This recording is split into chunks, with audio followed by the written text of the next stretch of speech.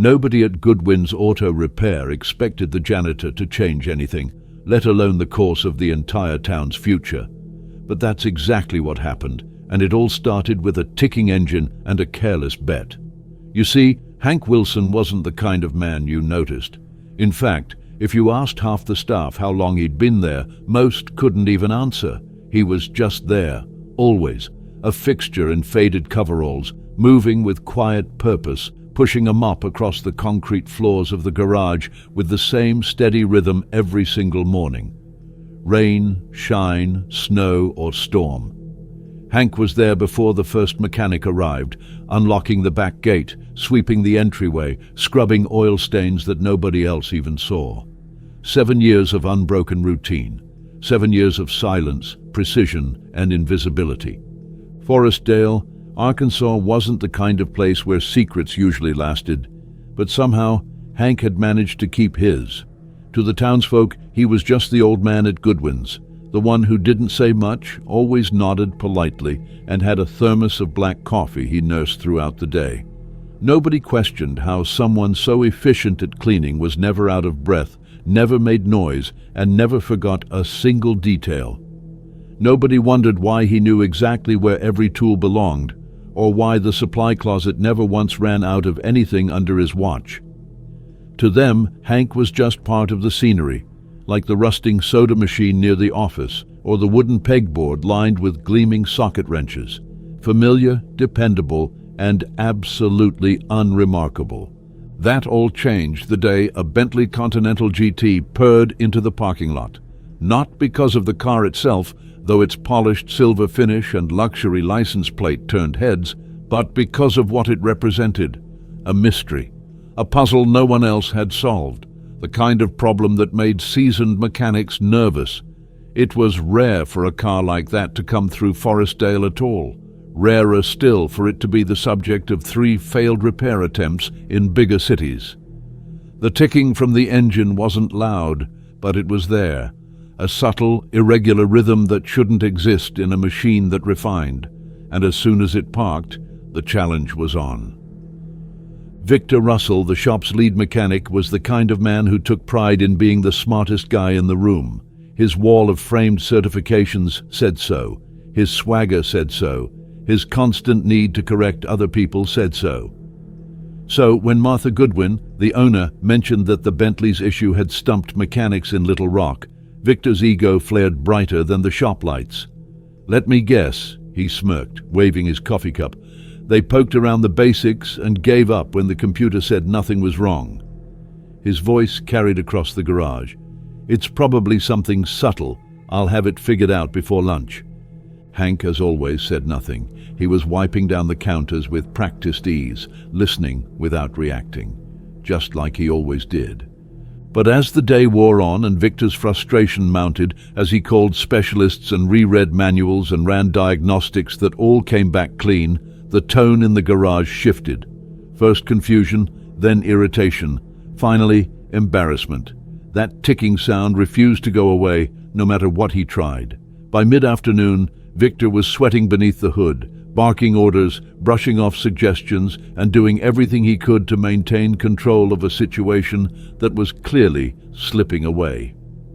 When Kingsley, the Bentley's owner, called the shop for the 3rd time from his hotel, the tension in the room reached a breaking point. Victor tossed his wrench onto the workbench with a loud clatter, stood up, and said with exasperation, "You know what? This thing's cursed. Nobody in this town's fixing it tonight. Hell, I'd bet $1,000 the janitor couldn't fix it either." There it was, the spark. The line spoken half in jest, half in desperation. The kind of statement that made people laugh awkwardly and glance around to see if anyone had taken offense. But Hank didn't laugh. He set his mop gently against the wall, wiped his hands on a clean rag, and turned. For the first time that day, maybe the first time ever, everyone in the garage was looking at him. "I'll take that bet," he said, his voice even and unshaken. Silence. Victor blinked. "What did you say?" "I'll take your bet," Hank repeated. "I'd like to try." Martha froze, halfway through a sip of her coffee. Daniel, the youngest mechanic, looked like he couldn't decide whether to be impressed or horrified. "And Victor?" He burst into laughter. "You're serious? You don't even know what a camshaft actuator is, old man." Hank didn't flinch. "I just need until morning, and I'd like to work alone." There was something in his tone that gave even Victor pause. Not arrogance, not challenge, just calm certainty. A man not trying to prove himself, just stating a fact. And in that moment, something shifted.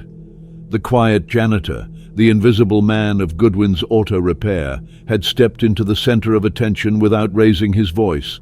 The mop in the corner suddenly looked like a relic of a different life. And though nobody could have guessed it yet, this moment, this single, almost absurd exchange, was the beginning of a story that would shatter everything they thought they knew. Because by the next morning, Forestdale wouldn't be laughing. They'd be stunned. The shop wasn't ready for what came next. At first, the reactions were exactly what you'd expect. A couple of raised eyebrows, Victor's smug scoff, Daniel's confused glance toward Martha, as if waiting for her to intervene. Surely someone was going to stop this madness, but no one did. Maybe it was the way Hank stood, calm, steady, unblinking. Or maybe it was the sheer absurdity of the moment that made everyone freeze, unsure whether to laugh or take it seriously. The air felt different, thick with tension, and something else no one could quite place. Martha opened her mouth, paused, then closed it again. The question wasn't whether Hank could fix the car anymore. It was why he thought he could. Victor was the first to break the silence. "You're joking, right? You, alone, in my bay?" He walked over, arms crossed, shaking his head. "Hank, no offense, but this isn't some old lawnmower you're poking around on. This is a Bentley W12. You don't just try to fix it like you're unclogging a sink." He gestured toward the pristine machine, still gleaming under the fluorescent lights. "You really want to put your hands on something worth more than this whole garage?" Hank looked at Victor, then over to the Bentley. "I've worked on complicated engines before," he said quietly. The simplicity of his words made them land heavier than any grand statement would have. Victor wasn't impressed. "What, like changing spark plugs on your neighbor's Corolla? Come on, man. There's a reason I've got certifications on that wall and you've got a mop." He turned to the others for backup, but nobody laughed, not even Daniel. Instead, the younger mechanic shifted uncomfortably, unsure how to react to the challenge unfolding in front of him. "I said I'd like to try," Hank repeated, and that's when Martha stepped in. Her tone was measured but firm. "Victor, that's enough." She looked at Hank with an expression no one could quite read. Concern, yes, but underneath it, maybe something else. Curiosity. "If Mr. Kingsley agrees, I see no reason he can't have a go at it. It's not like we've made any progress." Victor bristled. "So now we're letting janitors tinker with client vehicles? What are we, a circus?" "No," Martha replied. "We're a shop that's out of answers. You made the bet. You put up the money, so now we're going to see it through. Or are you backing out?" Victor hesitated, caught in the trap of his own bravado. "Number fine. He wants to play mechanic? Let him." He grabbed his wallet, pulled out a thick stack of 20s, and slapped them dramatically on the nearest workbench. $1,000 says he won't get that engine to stop ticking by 8 a.m. Anyone want to match it? No one moved. No one spoke. Victor sneered. "Didn't think so." From the back of the room, Kingsley's voice cut through the tension like a scalpel. "If you're asking me whether I mind the janitor taking a shot at it, I don't. Frankly, I've seen what the professionals can do. I'm open to a fresh perspective." Everyone turned toward the man whose car had sparked all this. George Kingsley stood there, arms folded, eyes on Hank, not with skepticism, but with quiet interest.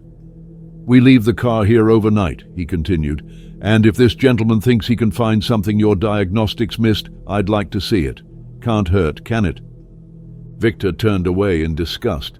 Unbelievable. But Martha nodded. "All right then. Hank, you'll have the shop to yourself tonight. The alarm code is the same as always. Keys are in the lockbox. Do what you need to do. Just be careful." "I will," Hank said, already moving toward the car. As the shop closed up for the evening, the usual routines felt different. Daniel lingered longer than usual, sneaking glances toward Hank, who was now standing next to the Bentley with his arms crossed, not touching anything yet, just staring, studying.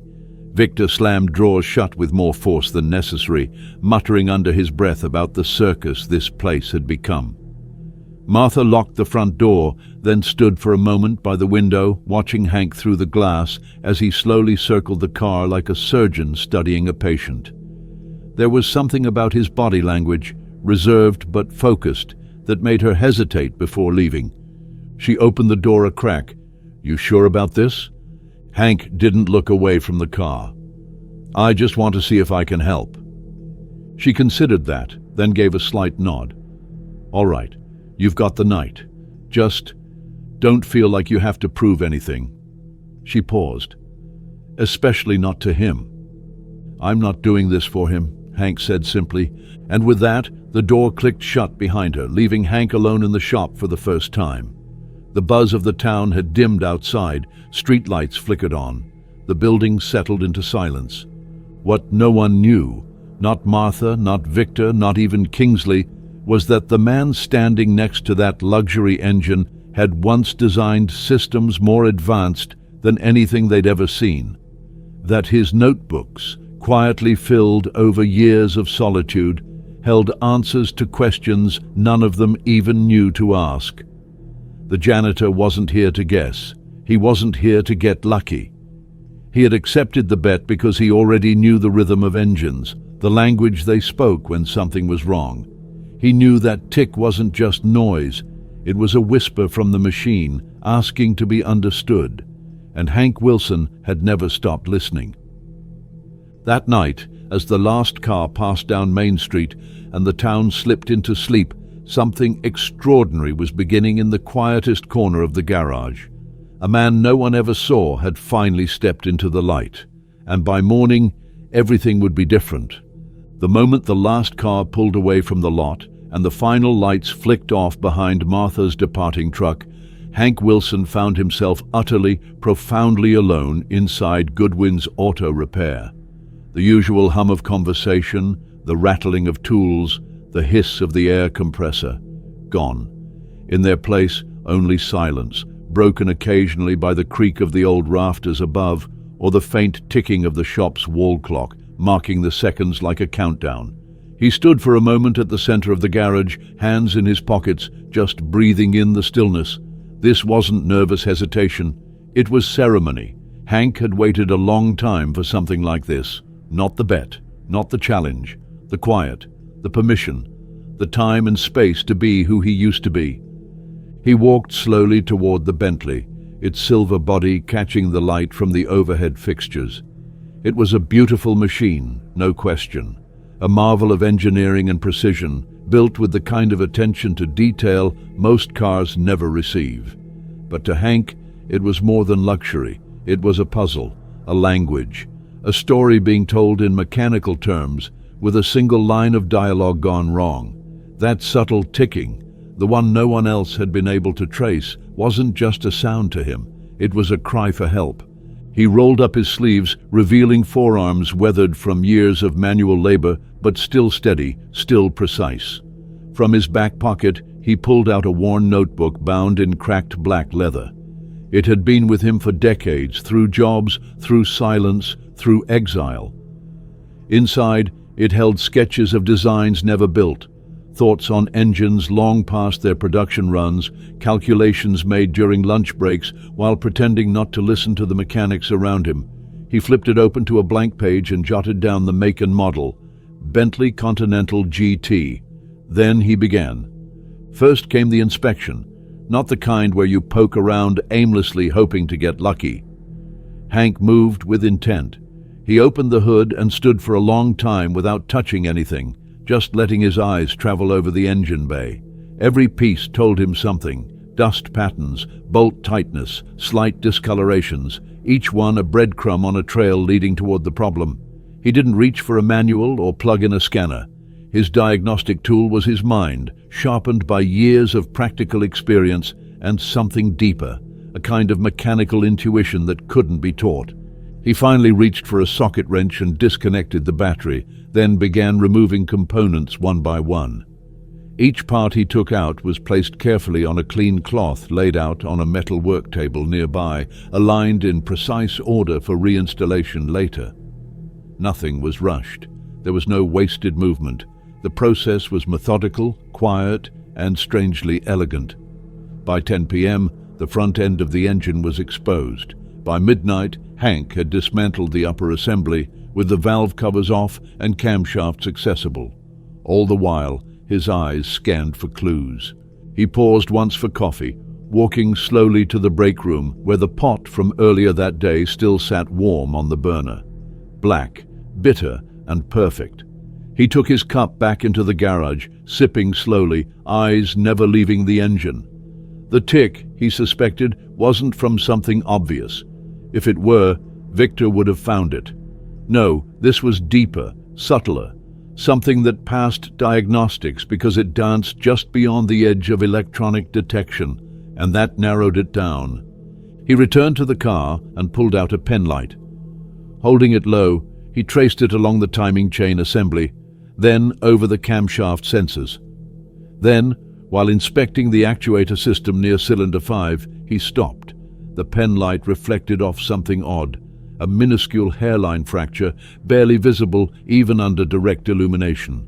He set the light down and gently ran his finger along the metal housing. Yes, there it was. A micro-fracture in the camshaft actuator, right where mechanical stress from heat cycling would be highest.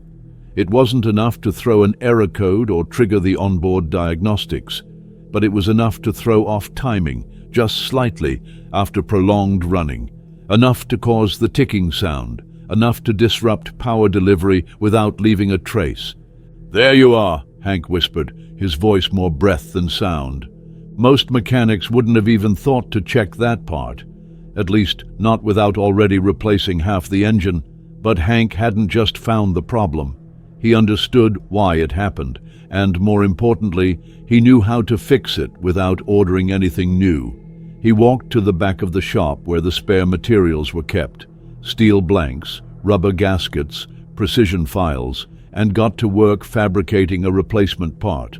Not a makeshift patch, not a hack, a real fix.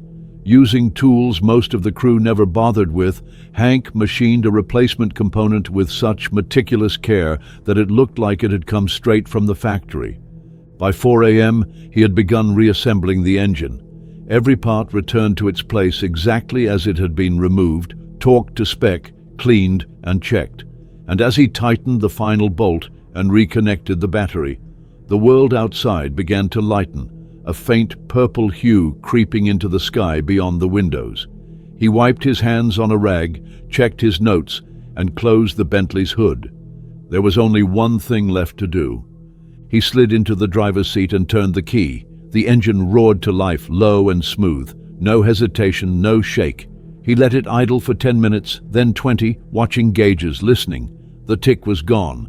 The vibration, gone. The slight lag in throttle response, gone. Everything was working.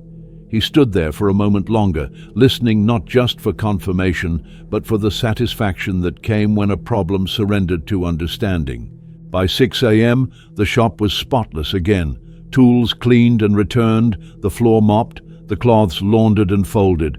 No evidence remained of the long night Hank had just spent performing what, by every reasonable standard, could only be described as a mechanical miracle. And yet, he didn't stand in front of the Bentley like a conqueror.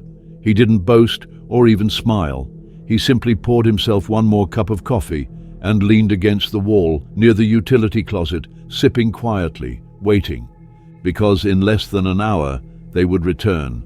Martha, Victor, Daniel, Kingsley. They'd walk into the garage expecting to find a broken car and a janitor embarrassed by the attempt. What they'd find instead was a running engine, purring like a contented cat, and a man who had been hiding in plain sight for 7 years, waiting not for recognition, but for a chance to speak the one language he had always known better than anyone else, the language of machines. At precisely 6:30 a.m., the stillness of the garage gave way to the soft jingle of keys and the low creak of the front door swinging open. Martha Goodwin stepped inside, still shrugging off her coat, already mentally reviewing the day's work orders and the unfinished Bentley. She paused mid-step. Something was different. The air didn't carry that faint, unsettling tension of an unresolved mechanical failure. It felt calm, clean, the kind of calm that came only when everything was working exactly as it should. Her eyes flicked to the Bentley sitting near Bay 3. Its hood was closed, its finish gleamed, and Hank was standing beside it, wiping his hands on a rag, his posture relaxed, his expression unreadable. "Hank," she said, approaching slowly, "you're here early." He nodded once. "Good morning, Miss Goodwin." Her gaze shifted to the Bentley. She could hear it, barely, a soft, continuous hum. She moved closer, leaning in, listening with trained ears for the sound that had driven 3 shops to frustration. But there was nothing. No ticking, no vibration, no subtle dissonance from the engine's rhythm. It was smooth, almost unnervingly so. She straightened, disbelief creeping into her voice. "You fixed it?" "Yes, ma'am." She stared at him. 7 years of polite nods, of small greetings and silent mopping, unraveled in her mind. She had never seen him touch a wrench, never heard him discuss timing systems or variable actuators or fuel management ratios, and yet here he was, looking every bit the part of a man who not only understood the problem but had conquered it. "How?" she asked, nearly whispering.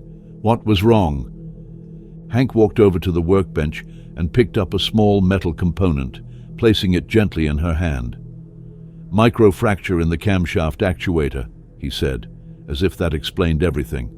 "Hairline crack that expanded when the engine heated up. It threw off the timing just enough to cause a tick and a power drop. Wouldn't show up in the diagnostics. Too subtle." Martha turned the part in her fingers. It looked fine to the naked eye. She squinted, holding it up to the light, and only then did she see it. The tiniest shimmer where the crack split the surface, invisible unless you knew precisely where to look. "You found this last night?" she asked. "I found it at 2:17 a.m., he said, checking his notebook. "Had to fabricate a replacement. The machine press was stiff, but it still works well enough." Martha stared at him. "You fixed a luxury engine no one else could touch, by hand, using shop scrap and an old press. Hank, that's not janitor work. That's something else." Before he could respond, the front door opened again. Daniel entered, yawning, a cup of coffee in each hand. He stopped short when he saw the Bentley running, his mouth halfway to a greeting. "Wait, what? Is that the Bentley?" He rushed over, eyes wide as he crouched near the hood, ears straining for the familiar tick. "No way," he said almost reverently. "It's gone. You actually—" He looked up at Hank. "You really fixed it?" Hank gave the slightest nod. "Yes." Daniel let out a low whistle. "That's insane. Victor's been chasing this thing for 2 days." As if summoned by the mention of his name, Victor Russell entered next, swagger dulled by the weariness of defeat. He walked in, saw the Bentley, and froze. His head tilted slightly, like a predator sensing something out of place. The sound of the idling engine, now smooth and even, reached him. His face tightened. "What's going on?" he asked sharply, striding over. Martha met his gaze. "You might want to listen to that engine, Victor." He did, and though he tried to maintain a neutral expression, his trained ears betrayed him. There was no tick, no rhythm out of place. His eyes narrowed. "What did you do?" he asked Hank, his voice clipped. "Replace the actuator," Hank replied, calm as ever. Victor looked at the part in Martha's hand, stepped forward to examine it, and finally muttered, "Could have just gotten lucky." Sometimes cycling through parts resets the system. "It wasn't luck," Martha said. "He found a fracture that diagnostics couldn't detect." Victor didn't answer, but his jaw worked side to side.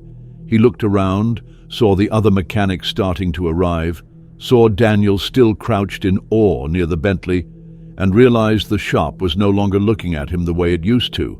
They were looking at Hank. At exactly 8 a.m., the final piece of the puzzle arrived. The sound of expensive tires crunching gravel announced the return of George Kingsley. He stepped out of a town car wearing a tailored overcoat, his silver hair catching the early light. As he walked into the shop, his expression was expectant but guarded. He stopped in his tracks when he saw the cluster around the Bentley. "Well," he said, "any progress?" Martha stepped forward. "Mr. Kingsley, your car is fixed." The man blinked. "Fixed? Completely. No ticking, no power loss, running like new." He approached slowly, leaned down near the hood, and listened. His expression shifted, first skepticism, then surprise, and finally something else, recognition. "This is impossible," he murmured. "I had experts, real experts, look at this. You're telling me it was one of your guys?" "No," Martha said. "It wasn't one of my guys." Kingsley frowned. "Then who?" She turned, gesturing toward the back of the garage, where Hank stood quietly, wiping his hands with a clean rag. It was Hank. Kingsley looked over. For a moment, his face was unreadable. Then he stepped closer, studying Hank's face with growing intensity. "You fixed my Bentley?" "Yes, sir." Kingsley tilted his head, examining the man before him as if peering through layers of dust and time. "May I ask your name again?" "Hank Wilson." A beat passed. Kingsley's eyes narrowed. "Not Henry Wilson?" The room went still. Daniel looked up, confused. Victor stopped moving entirely. Martha's mouth opened, but no words came. "I used to go by Henry," Hank admitted quietly. Kingsley's gaze sharpened. "Henry Wilson from Carter Engineering? The one who presented the Avalon timing system at the Detroit conference in '89? More silence. Then Hank nodded once. "My God," Kingsley whispered, "it is you." The weight of his words crashed over the room like thunder. Everyone turned to stare at Hank, no longer just the janitor, but something entirely different. A name from the past. A figure some had heard about in whispered conversations or footnotes in engineering magazines. Someone who wasn't supposed to be here, certainly not with a mop in his hand. Kingsley turned to Martha, then back to Hank. "What are you doing here?" he asked, voice thick with disbelief. "Cleaning floors," Hank said simply. And just like that, the world tilted. The man they'd all ignored for years had quietly solved a problem none of them could touch. And now, with nothing more than a name, a memory, and a nod, he was becoming someone else entirely. Not someone new, someone remembered, someone they had never really known at all. No one moved. No one spoke. The entire shop seemed to fall under a spell, the weight of Kingsley's recognition still ringing in the air like the aftermath of a bell toll. Henry Wilson. Not Hank the janitor. Not the man who swept the floor or emptied trash or cleaned up spilled oil without being asked. Number Henry Wilson, Carter Engineering's golden mind, the man whose name had once carried weight in boardrooms, technical journals, and at international engineering conferences, the man whose engine timing models were once considered revolutionary, and now he stood in faded coveralls, mop leaning against a wall, expression calm but distant, like someone who had expected this moment for so long that the surprise had worn off long ago. Victor's face hardened, the flush creeping up his neck as Kingsley turned to him. "Did you know who he was?" he asked, voice still wrapped in stunned disbelief. Victor blinked rapidly, then shook his head. "Number? Of course not. He's been the janitor here for years. Nobody ever said—" "Exactly," Kingsley said, cutting him off with a slight gesture. "Nobody said anything, because nobody looked." Daniel, standing beside the Bentley, looked from Kingsley to Hank and back again. "Wait," he said, eyes wide. "That's Henry Wilson? Like the Henry Wilson? The one from the Avalon project?" Hank said nothing. Kingsley took a step forward, his voice now lower, heavier. "I remember your work," he said. "You had a mind for pattern recognition like no one else. The Avalon timing system. People thought it was magic until they realized it was just math they didn't understand yet. You changed how engine calibration was approached industry-wide. Then you vanished. At that, Hank finally lifted his gaze and looked Kingsley in the eye. I didn't vanish, I was erased. It was a simple sentence, delivered quietly, but it hit the room like a lightning strike. Martha took a half step forward, her brow furrowed. Erased? Hank nodded. They took the design, changed the name, changed the paperwork, and gave it to someone else. Said I'd breached contract. Said I'd been working on personal projects on company time. They lawyered me into silence and buried everything I built. Kingsley looked pained. I remember the rumors. I didn't know it was true. It was true, Hank said. And once I realized how deep it went, I didn't fight. I couldn't afford to. My reputation wasn't just damaged, it was annihilated. Offers dried up. The lawsuits drained my savings. My wife left. My house was foreclosed. And eventually, I stopped trying. I just stopped. Martha's breath caught, her hand tightening around the rag she hadn't realized she was holding. She had worked beside Hank for 7 years. 7 years of small talk, of coffee brewed at exactly the same time, of brooms quietly passed through doorways, and she had never asked about his life before Forestdale. Never once. Not because she didn't care, but because she assumed there wasn't a story to hear. Victor, arms folded tightly across his chest, muttered something under his breath. That still doesn't explain why you didn't say anything.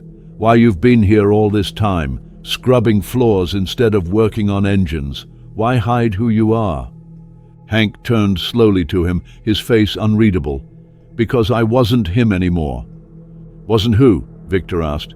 Henry Wilson, Hank said. He was someone who believed in systems, in fairness, in the idea that good work would be rewarded and truth would come out in the end. That man lost everything, so I stopped being him. I came here, took the first honest job I could find, and built a life that couldn't be taken from me. But why not become a mechanic? Daniel asked, voice softer. Why not at least work with engines again? Because I didn't want to be noticed, Hank said. I didn't want someone recognizing me. I didn't want to explain who I used to be. I didn't want to live every day wondering if someone would connect the dots and drag it all back into the light. Until now, Kingsley said. Hank hesitated. Until now. You fixed something no one else could, Kingsley said, and you did it like you've been doing it every day for 30 years. I never stopped thinking like an engineer, Hank replied. I just stopped being one. There was a long silence. Martha finally exhaled and stepped forward again. Hank, she said quietly, I had no idea. None of us did. I know, Hank said gently. That's how I wanted it. Victor paced once, jaw tight. This is insane, he muttered. We're just supposed to believe all this, that you're some hidden genius who decided to live like a ghost for the last 20 years. I don't need you to believe it, Hank replied. The Bentley runs. That's all the truth I need. Kingsley reached into his coat and pulled out a business card. I don't think I can let someone like you go unnoticed anymore. I run a consulting firm out of Memphis. We work with manufacturers on high-efficiency systems and engine optimizations. We could use someone with your insight. I want you on my team. Hank stared at the card but didn't reach for it. I'm not offering charity, Kingsley said. You solved a problem my top mechanics couldn't crack. That's not a favor. That's value, and I'd pay accordingly. The room remained still as the offer hung in the air. Hank didn't reach for the card. Not yet. He simply said, I'll think about it. Kingsley gave a slow nod. Fair enough. Take your time. But the offer stands. He turned and gave a final glance at the Bentley, its engine still purring. Then he walked to the office to settle the invoice, leaving the rest of the shop suspended in quiet reflection. As the door closed behind him, Daniel stepped forward. So, is it true? Are you really the guy who designed Avalon? Hank looked at him, then nodded. Daniel looked back at the Bentley. That system, It's still being taught in the manuals. I read about it last year. They said it was ahead of its time. Hank smiled faintly. It was. And for the first time since he had arrived in Forestdale, Henry Wilson allowed himself to stand not as a shadow, not as a ghost, not as the man who had been erased, but as the man who had returned. Not to reclaim glory, but to reclaim his name. The days that followed did not bring the silence Hank had grown used to. Word traveled faster in Forestdale than any of the cars that passed through the shop, and within 48 hours of Kingsley's visit, something had shifted inside Goodwin's Auto Repair, not in the structure of the building, but in the eyes of the people within it. Mechanics who had once walked past Hank without so much as a nod now watched him differently. Conversations slowed when he entered the break room. Jokes died off when he walked past tool benches. The quiet respect was there, yes, but so was something else. Curiosity, hesitation, guilt. Everyone was suddenly reckoning with the same realization. They'd all worked beside a legend and never once bothered to ask who he was. Hank, for his part, didn't change, not outwardly. He showed up at the same time every morning, earlier than anyone else. He mopped the floors, wiped the workbenches, changed the trash bags. The same motions, the same habits, the same pace. But there was a small but undeniable shift in the way he moved through the garage now. He held himself straighter. He paused a moment longer when asked for help. And when Daniel came over on Thursday morning with a notebook in hand and a nervous question about throttle bodies and vacuum pressure, Hank didn't pretend not to hear him like he might have once. Instead, he pulled over a stool and answered in full. That single gesture opened the floodgates. By Friday, Daniel wasn't the only one coming to him with questions. Pete from the night shift asked Hank to take a look at a rough idle on a Dodge Charger. Hank didn't take the wrench, didn't elbow him aside. He simply looked, nodded and said, "Check the manifold pressure sensor. If it's off by even a hair, it'll throw the whole idle loop." And sure enough, that was it. Monday morning, Tanya from the front desk asked him what he thought about the uneven tire wear she kept seeing on late-model Subarus.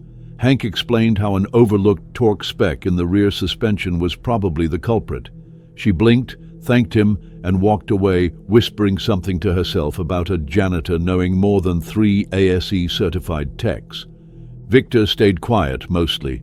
He had grown more cautious, his usual bluster tempered into something more guarded.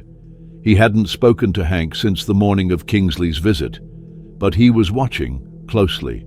Every time Hank spoke, Victor was somewhere in the periphery, arms crossed, listening without admitting it. The biggest shift, however, happened behind closed doors.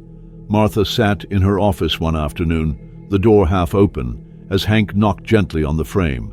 She looked up and motioned for him to come in. "I've been thinking," Hank said, "about Kingsley's offer." She nodded, setting down her pen. "I figured you might be. It's a good one." "It is," Hank agreed, "but it's not the only thing I've been thinking about." She leaned back in her chair, watching him with that quiet attentiveness she had mastered over the years. "Go on." "I don't think I want to leave Forestdale," he said simply. "But I also don't think I can keep pretending that mopping floors is all I'm meant to do." Martha exhaled slowly. "I've had the same thought. Ever since you fixed that Bentley, this place has changed. The way people look at you, the way you help now, it's not the same. I'd be lying if I said I hadn't been thinking about how we might keep you here in a different way." They sat in silence for a beat. "I was thinking, training," she continued. "You've got knowledge that can't be bought, and more importantly, you can explain it. I've been watching you with Daniel, with Pete. They don't just hear you, they understand. That's rare." "I wouldn't want to stop doing what I already do," Hank said. "There's comfort in the rhythm. But maybe part of my time I could teach, just a few hours a week. Show them how to see what engines are actually saying, not just what diagnostics are telling them." "I can make that happen," she said. "Title change, pay bump, workshop sessions. We'll even carve out a space for you, officially. Not a corner, not a broom closet. A desk with your name on it." Hank's mouth twitched, almost a smile. Don't get carried away." "Too late," she replied. The next morning, a new sign appeared above the toolroom chalkboard. Technical Advisor H. Wilson. It wasn't showy, it wasn't flashy, but it meant something.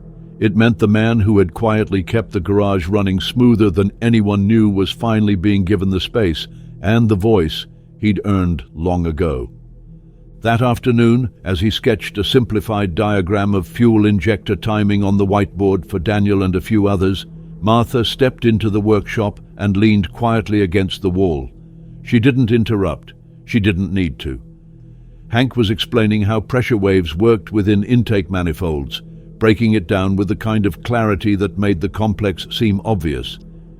The young techs hung on every word. Later that night, long after the others had gone home, Hank sat alone in the staff room, a fresh notebook open on the table in front of him. He had started writing again. Nothing dramatic, just observations, sketches, ideas. Things he had kept bottled up for so long he wasn't sure they had value anymore. But as the words began to flow, notes on how to teach the relationship between timing and torque, thoughts on how shop layouts influenced efficiency, he realized something unexpected. The knowledge hadn't faded, it had simply been waiting for a reason to come back. He paused, pen in hand, and thought about Kingsley's business card still sitting in his apartment drawer. He would answer the offer soon, but not with a yes or no, with something more, something collaborative. Because maybe it wasn't about erasing one life to return to another, maybe it was about combining the two. He looked around the shop, quiet, steady, familiar, and felt something he hadn't felt in years: belonging. The next few weeks passed in a strange and steady rhythm that felt, to Hank, both entirely new and eerily familiar. The mornings still began the same way they always had, before sunrise, a cup of black coffee in his hands, the cold concrete of the shop floor firm beneath his boots. But now, instead of quietly slipping into the background, Hank found himself at the center of a quiet current of change. Word had spread far beyond Forestdale. Customers who had never set foot in Goodwin's were suddenly calling to schedule diagnostic checks, not because of Martha's reputation or Victor's credentials, but because they had heard rumors about a mysterious mechanic who had once redesigned a Bentley engine with scrap parts and no manuals. Some of them even asked for Hank by name, and though he never came forward to shake hands or accept praise, Martha noticed how he lingered just a little longer at the edge of each job, listening, watching, occasionally offering a short but transformative suggestion that turned a 3-hour struggle into a 30-minute solution. But it wasn't just the customers who were different. The staff was changing too. Daniel, once the quiet, eager-to-please junior mechanic, was now spending hours in the corner with Hank after shifts, asking questions that pushed well past the basics and into the kind of theory most vocational programs never had time for. Pete and Tanya began requesting Hank's input on more and more repairs, not out of obligation, but out of respect. Even Victor, who had once dismissed Hank as just another broom pusher, now kept a quiet eye on him, and though he rarely offered praise, his sudden silence when Hank spoke told its own story. They were learning from him, yes, but they were also realizing how much they never saw in him to begin with. One crisp Friday morning, as frost clung to the windows and steam curled from the top of every coffee cup in the break room, Martha called Hank into her office. He walked in, wiping his hands on a clean rag, his expression cautious but calm. "I just got off the phone with Kingsley," she said, leaning back in her chair. "He's not letting up." Hank raised an eyebrow. "Still wants me in Memphis?" "He does. He said he's got a whole team lined up. R&D lab, assistants, the works. Says you'd have your own schedule, full autonomy, freedom to design whatever you want. Claims the offer's open-ended. But between you and me, I think he's hoping for an answer soon." Hank didn't say anything. He just looked past her, out the office window toward the floor of the garage, where Daniel was hunched over a Honda engine, clearly stuck on something. Pete was helping Tanya organize diagnostic cables, and Victor was checking torque specs on a Ford truck with a focus that was unusually intense. "You thinking about taking it?" Martha asked after a moment. Hank took a breath. I've thought about it. It's a good offer, a once-in-a-lifetime offer, some might say. But I'm not the man I was when I left Carter. That man wanted breakthroughs, wanted his name on patents, wanted the recognition that came with solving problems no one else could touch. I spent 2 decades hiding from that part of myself, convincing myself it didn't matter anymore. But now, he trailed off, turning back to look at Martha. Now I think I finally understand the difference between working for something and working toward something. Martha tilted her head. And what are you working toward now? Legacy, Hank said, the word barely above a whisper. Not the kind that comes with plaques or articles or headlines. The kind that lives in people, in what you leave behind in the hands of those who come after. He stood up and walked to the door, then paused before stepping out. Tell Kingsley I'll call him this weekend. I owe him that much. That Saturday, Hank didn't go into the shop. Instead, he took a long walk through the older part of town, hands in his jacket pockets, head low against the chill. He passed the diner where he sometimes got pie, the hardware store where he knew the clerk's name but had never exchanged more than 6 words. Forestdale was small, quiet, tucked away from the rest of the world, but in that quiet, Hank had rebuilt something he hadn't even realized he'd lost: trust in himself, in people, in the possibility that even after betrayal, a man could start again, not as someone new, but as someone whole. When he finally returned home, he pulled Kingsley's card from the drawer, dialed the number, and sat down at the kitchen table as it rang. The call was short, director, respectful. Hank thanked him for the opportunity, told him it was one of the most generous offers he'd ever received. Then, in his usual calm voice, said he was staying in Forestdale. There was a pause on the other end of the line. Then Kingsley simply said, I understand. I had a feeling. Before they hung up, Kingsley added, You're building something there, Hank. Don't let it go. He wouldn't. The next morning, when Hank stepped into the garage, something was different.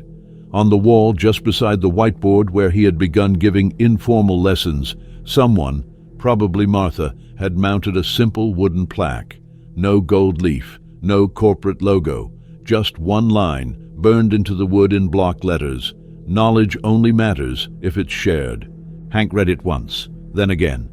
Then turned and picked up a marker from the tray beneath the board.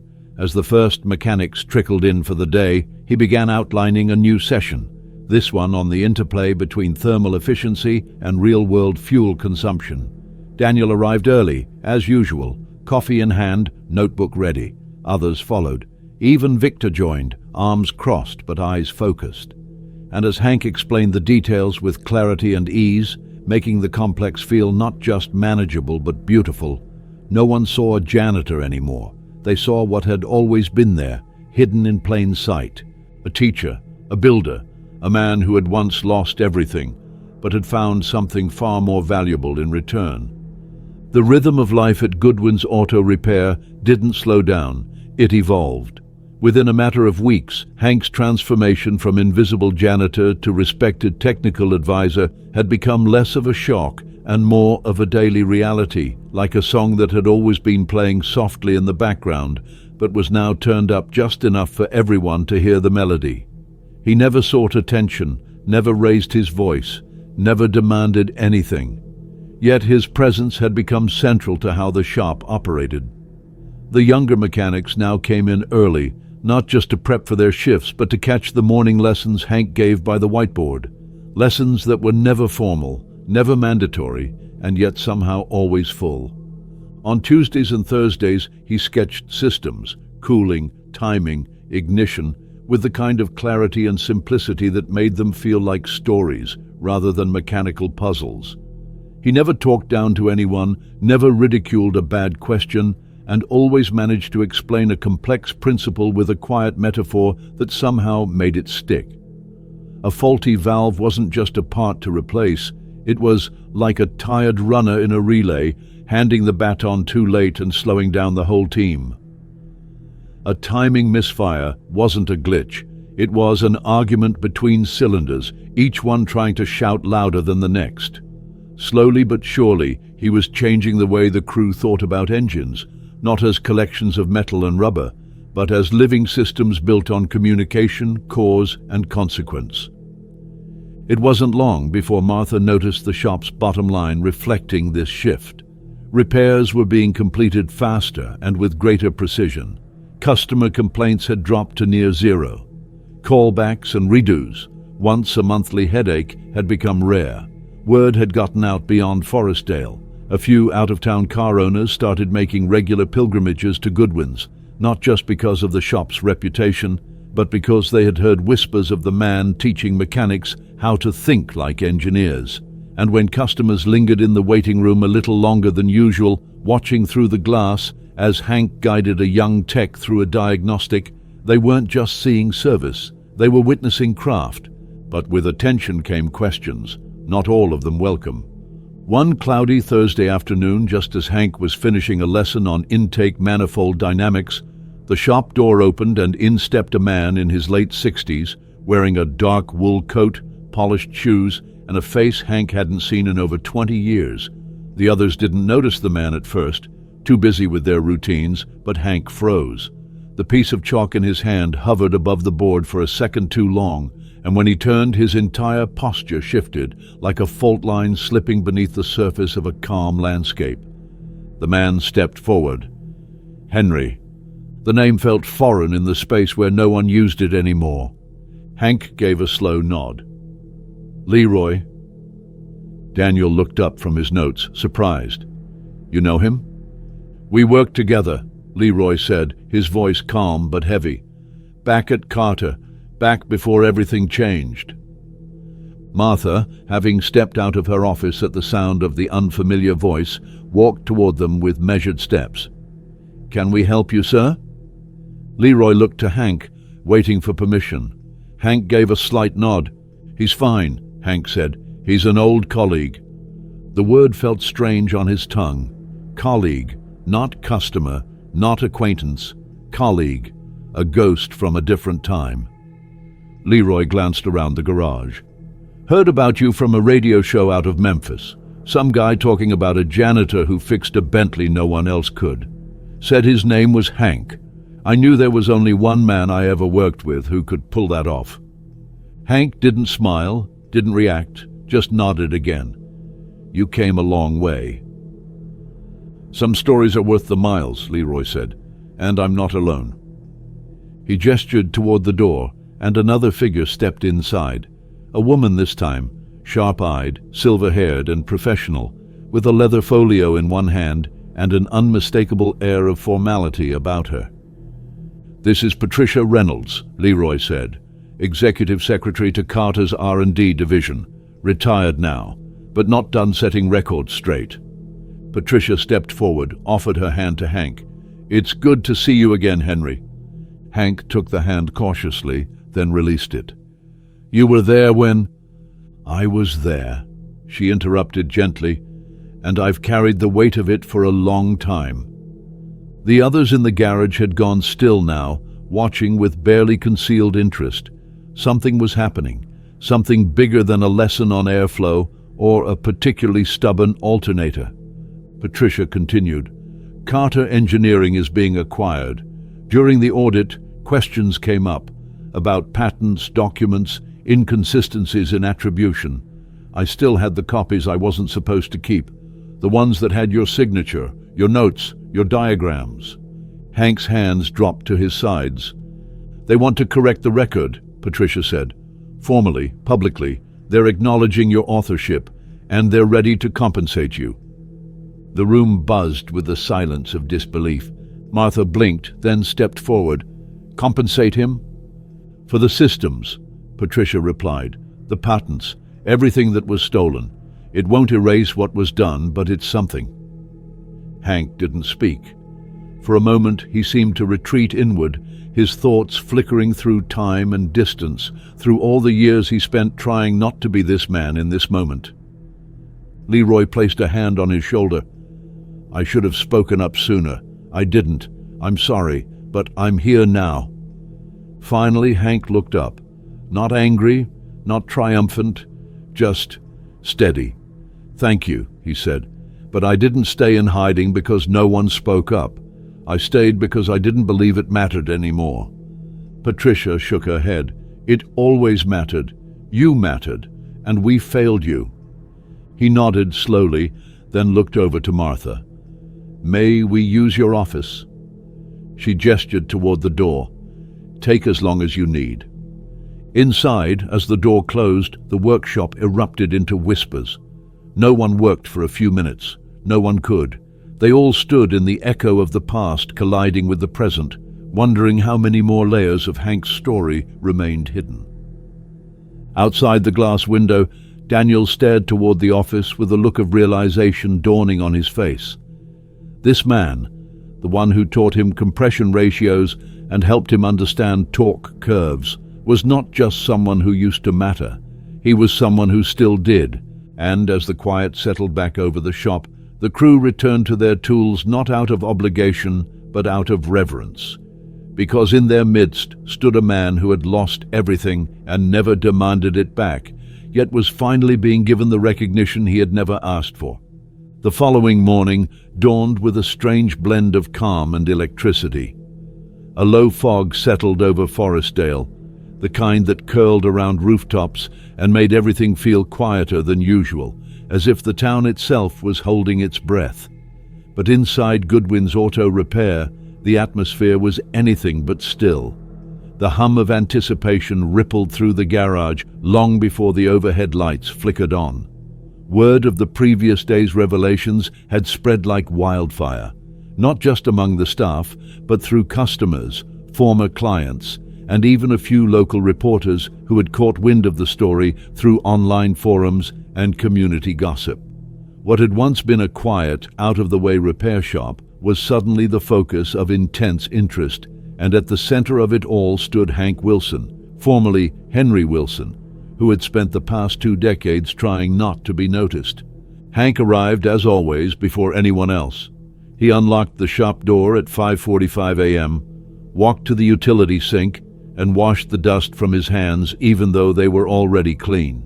He brewed the coffee, checked the tire pressure on a Toyota waiting in Bay 3, and placed 2 new spark plugs on Pete's workstation with a handwritten note. Replace both. Misfire isn't random. Then, as the light filtered in through the windows and illuminated the whiteboard, he picked up a marker and wrote a single sentence across the top. Systems fail when communication breaks down. It wasn't about engines, not really, and anyone who had been paying attention would understand that immediately. By 7 a.m., the entire staff was in place, more alert than usual. Martha stepped out of her office holding a clipboard, but barely glanced at it. Her focus was on Hank. Daniel stood nearby, a fresh notebook open to a blank page, pen poised like a student waiting for class to begin. Even Victor had arrived early, a rare occurrence in itself. He said nothing, just leaned against his usual toolbox and waited. At 7:15, the bell over the front door rang. George Kingsley stepped inside, dressed in a charcoal grey coat, his eyes sweeping across the shop with precise familiarity. His Bentley, pristine and purring like a satisfied lion, had been returned earlier that week after an upgrade Hank had personally overseen, modifying a minor airflow system that had never worked quite right straight from the factory. Kingsley crossed the floor slowly, his steps echoing slightly on the concrete. He stopped just short of the whiteboard, looked up at the sentence written there, and gave a quiet nod of approval. "Mr. Wilson," he said, "I trust you've had time to consider the offer." Hank set the marker down and wiped his hands on a rag. "I have." Kingsley waited, expectant. Hank didn't rush. He looked around the shop first. At Daniel, standing straight with the eager patience of someone ready to be molded into something more. At Tanya and Pete, who were quietly moving between tasks, casting frequent glances in his direction. At Martha, who had offered him not just a job, but space. Space to rediscover himself, space to heal, and finally, space to teach. Then, at Victor, arms crossed, head tilted, watching without judgment for once. "I've decided to stay," Hank said. A collective stillness spread across the room. Not shock exactly, more like confirmation. They had all hoped. Now they knew. Kingsley raised an eyebrow. Not the answer I expected, but not the worst one either. I appreciate the offer, Hank continued. The resources, the opportunity, the chance to build again. And 20 years ago I would have jumped at it. But what I've realized is that building something isn't just about new tools and shiny facilities. It's about people, mentorship, continuity. I've spent my whole life designing systems, but I've never had the chance to design a legacy. Kingsley's expression shifted, part regret, part admiration. And that's what this place offers you? No, Hank said. That's what I can offer this place. There was a pause, long enough to be noticed, short enough not to be awkward. Kingsley finally gave a small nod. Then let's not close the door. Maybe we can find a third path, some form of collaboration. You stay here, mentor, train, but occasionally consult for us, share ideas, help develop frameworks, at your pace, on your terms. Hank considered it for only a moment. That, he said, sounds like a plan I can live with. Behind him, Daniel let out the breath he hadn't realized he was holding. Tanya grinned. Pete exchanged a look with Victor, who just gave a quiet grunt and nodded. And Martha stepped forward, her smile soft but proud. Kingsley pulled a folded sheet from his inside pocket and handed it to Hank. Terms of partnership, no obligations. Read it when you're ready. Hank took it but didn't open it. Thank you. I'll leave the Bentley here for the week, Kingsley said. Let Daniel poke around, learn the layout, call it homework. Daniel's eyes widened. Really, sir, thank you. Don't thank me, Kingsley replied, turning back to Hank. Thank the man who saw potential in you. Hank gave Daniel a small nod. You've got good instincts, but instincts only take you so far. You'll need discipline, curiosity, patience, and a willingness to be wrong. I'm ready, Daniel said, standing straighter. We'll see, Hank replied, but there was a warmth in his voice that hadn't been there before. Kingsley prepared to leave, his parting handshake firm but not final. Don't disappear again, Henry. I go by Hank now, he replied. Kingsley smiled. Then keep Hank visible.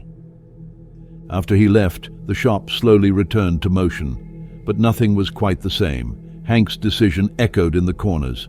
It was more than a job decision. It was a declaration. That he was no longer hiding. That he had chosen not just to rebuild engines, but to rebuild trust, to stay and teach, to guide, not just repair. That afternoon, the whiteboard was erased and rewritten. A new message appeared in clean, deliberate strokes. Knowledge becomes wisdom when it's passed on. And this time, the entire shop read it aloud. 3 weeks later, a subtle but unmistakable transformation had settled over Goodwin's auto repair. Not in the way the shop looked or even how it functioned, but in the way people moved through it, spoke to one another, and listened when Hank Wilson talked. There were no banners hanging from the rafters, no celebration to mark the return of a once great engineer to the world of machines and minds. And yet everyone knew that something monumental had occurred. It was visible in the way Victor deferred to Hank when a repair grew complicated. It echoed in the daily rhythm of Daniel's questions and the steady scribble of his pen across notebook pages. And it existed in the quiet nods exchanged between co-workers when Hank passed by, not born of deference, but of gratitude. Hank no longer wore his janitor's coveralls, not because he'd cast off his old identity, but because the role itself had evolved. Martha had insisted on getting him new uniforms, dark grey shirts with a crisp name patch stitched in blue, Hank Wilson, technical advisor. He had tried to argue against the formality of the title, but Martha was unwavering. They need to know who you are now, she had said. You've earned the right to be seen. His workstation was no longer the small bench tucked beside the broom closet. It had been relocated to the east corner of the shop, outfitted with custom lighting, an elevated tool rack, and a whiteboard that was no longer just a place for scheduling oil changes. Each week, Hank filled it with diagrams, thought experiments, and sometimes questions that didn't have simple answers. Underneath each heading, he left space for his mechanics to add their own notes. Over time, it evolved into a conversation board, a shared dialogue about learning, curiosity, and precision. Daniel was the first to contribute consistently.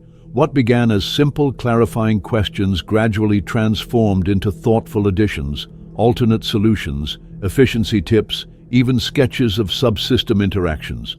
Hank noticed, quietly, never praising too loudly, never drawing attention, but always encouraging the growth with a gentle suggestion or a nudge in the right direction.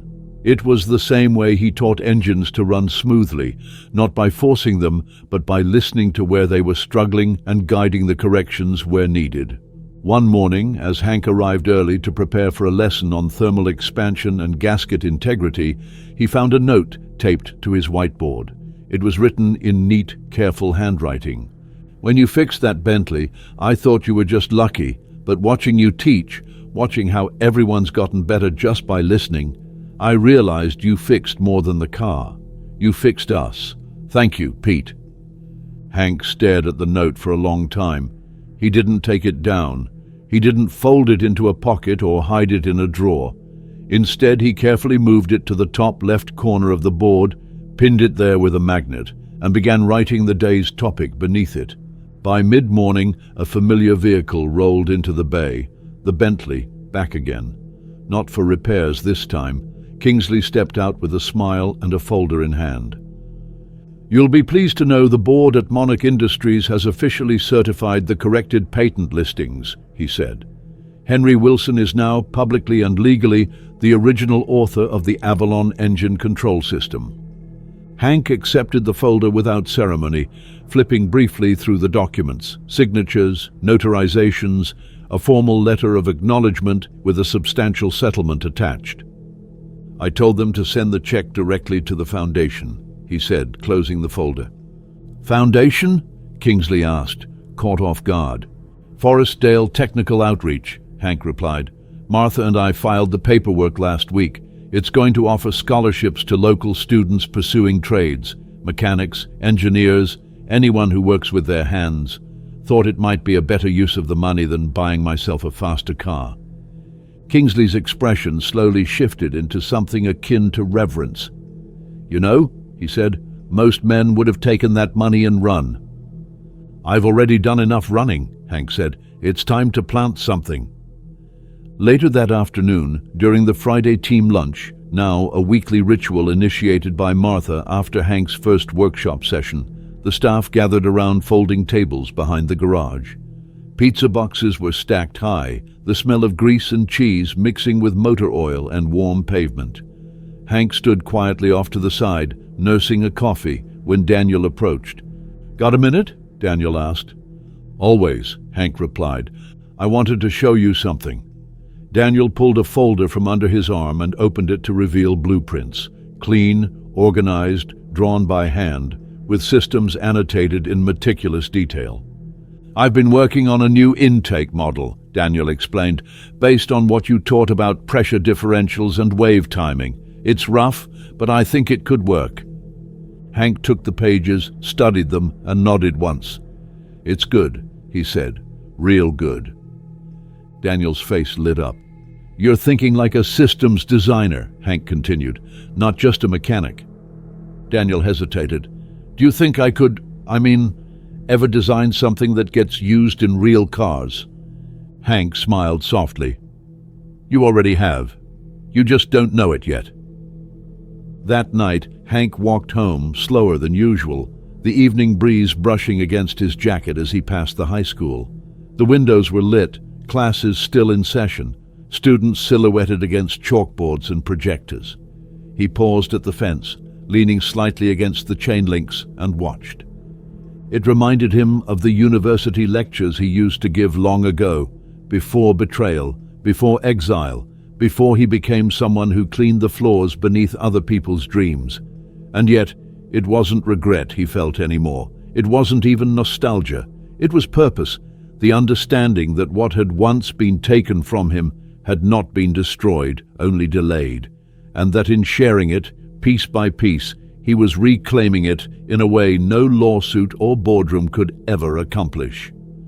Back in his apartment, he opened his desk drawer, pulled out the folded document from Monarch Industries, and carefully placed it at the bottom of the stack. Above it, he set Daniel's blueprints, then Pete's note from the whiteboard. A quiet record of progress, of legacy. The world had tried to erase Henry Wilson once, and for a time, it succeeded. But Hank Wilson had returned, not in a blaze of triumph, not in a parade of accolades, but in the gentle, stubborn act of teaching others to be better than they were yesterday. And that, in the end, would be the lasting engine he built.